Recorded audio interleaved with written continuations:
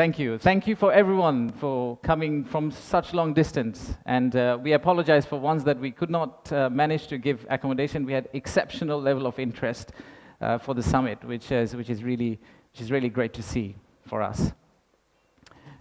My first slide is thank you slide. That's not the last slide.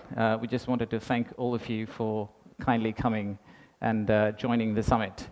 So the purpose of the summit is today, sitting in this forum, we would like to say that we are open for business, and we're really committed to win business from all of you. And to do that, we have already thrown Lutfi Siddiqui at you, not literally, but verbally. We'll also throw a Nobel Prize winner at you. We'll do anything to make sure that we win business from you. But first, I would like to take you to future. Let's think about a movie, Back to the Future. Let's go into that set and imagine that we are in 2035. In 2035, how would Bangladesh look like? You'll all be here again. My successor is going to be here presenting. That will be the 10th investment conference for us. And in that conference, we will not be talking about a rising economy, but we'll be talking about a regional manufacturing powerhouse. A country that's connecting east to the west, a bridge that connects Himalayas to Bay of Bengal, a manufacturing hub that is infested by global investors and local investors who are now exporting to the rest of the world. That vision, that imagination is what's driving us today. But it all started actually about 8 months ago. So from the future, let's go back in time to August 5th, 2024. It's a personal story for almost all of us. Unfortunately, I was in Singapore in an investment banking trading room, but my family was here. My wife was on summer holidays. My brother, who came from Cambridge for summer holidays as well, they were all out on the street, part of the protest. So at around noon, Singapore time, I asked them, what's going on? What's happening in Dhaka? So what they did was they were part of a crowd. They looked forward, they took a selfie. Sorry, not a selfie, a photo what's ahead of them, and they turned back and took another photo of what's behind them. So this first photo was what was ahead of them, and this one was what was behind them. So we need to digest exactly what happened at that time. The young population, the entire youth, was out on the street, demanding transparency, demanding opportunity, demanding democracy, demanding freedom of speech. And that's what has brought us here today.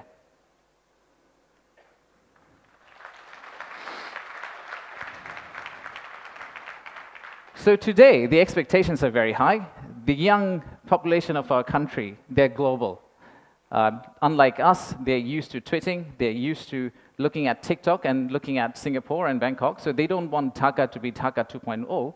They actually want Dhaka to become Singapore and Bangkok in 5-10 years' time. So how do we get there? That's the expectation we have. How do we get to Singapore and Bangkok within 5-10 years? How do we unlock the energy that we got during the August Revolution? How do we harness that energy and convert it into employment generation and industrialization? The story for Bangladesh was always there. A lot of you already know about it. We have 180 million domestic market. We have a young population. Almost half of it is less than 25 years old. The middle and affluent class is about 35 million people, which is as big as the Malaysian total population. We have many, many other factors that has led to where we are today. And actually, I must say that there are companies who have been here for more than 100 years and have made exceptional returns compared to the global markets. So if you look at some of these companies who have actually operated in Bangladesh for a long, long time, the returns they have got in Bangladesh is actually significantly higher than the global average.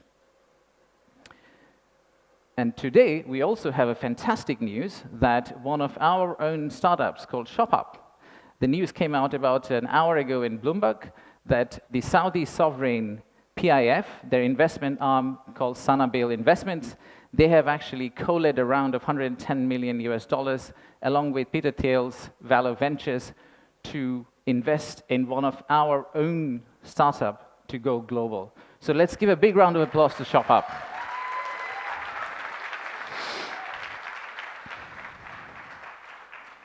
So that's today. That's today. So what's tomorrow? How do we go from here to the vision we have for 2035? So this $180 million story, or 180 million people story, is not enough. I think we need to redefine market. We believe the market is actually much larger. When we talk about market, we should be talking about a much larger regional market which you could potentially serve out of Bangladesh. You set up your factory here, you export out to all these markets. At the same time, I would expect these markets to set up their factories and push it back to Bangladesh. Use the ports of Bangladesh and potentially export out to the rest of the world. So the narrative that we've had of why invest in Bangladesh is not really a domestic market 180 million story. It is a regional story and it's a global story. To further strengthen ourselves, we have decided to enhance our port capacity.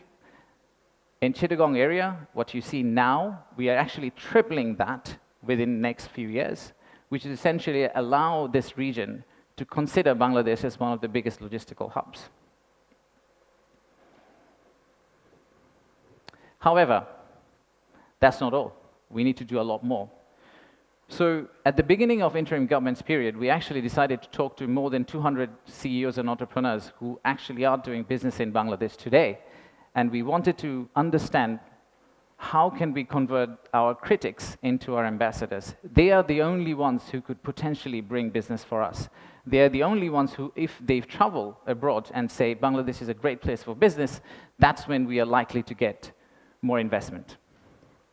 So we divided all their complaints into two groups, or the solutions that came out of their complaints.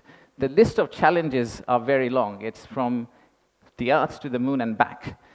But we whittled it down to a few action items, some of which are short-term wins, so some of that you see here, some of which are actually long-term policy reforms that we would like to also undertake and set the direction of travel for the country in the right course so that the incoming government, the next government, the political parties who come and start driving this economy, they can follow the same script for us.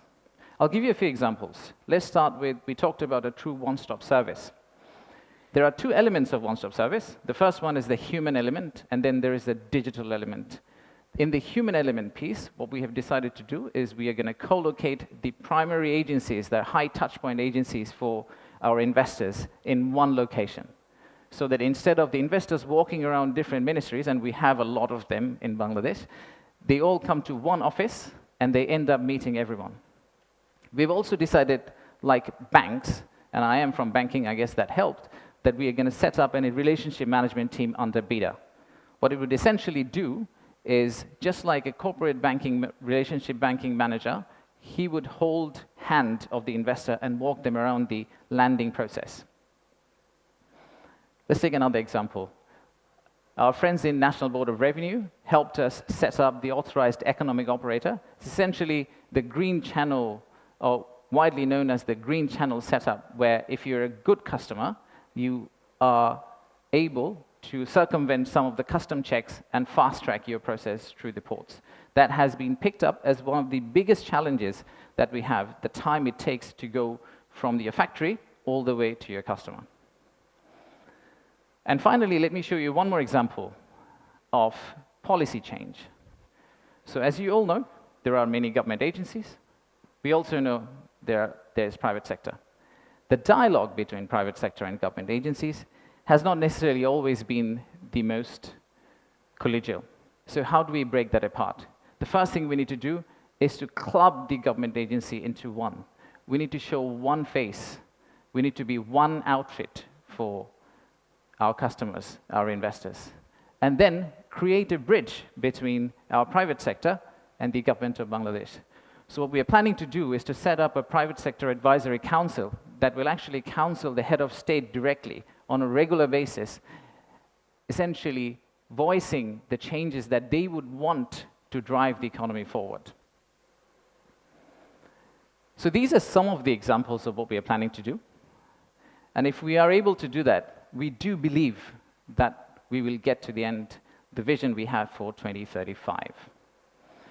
Now, of course, there are many, many other factual reasons, statistics, tables, Excel files that I can share with you to tell you why you should invest in Bangladesh.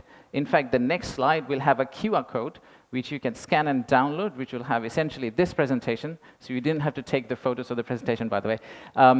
You will have this presentation, and you will also have an appendix of facts and figures and why we think competitively we're actually in a very better place than our competitors. So please watch out for the QR code.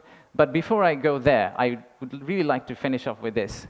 There are economic reasons to invest in Bangladesh, but I really don't want you to invest in Bangladesh for the economic reasons. If you really think about investing in Bangladesh, think about investing in Bangladesh because of the transformational journey you're going to be part of. For the odd mixture of warmth and resilience our people have, and our century-old culture paired with the shared values that we have with you. So I rest my case here. Thank you very much for coming, and enjoy the rest of the day.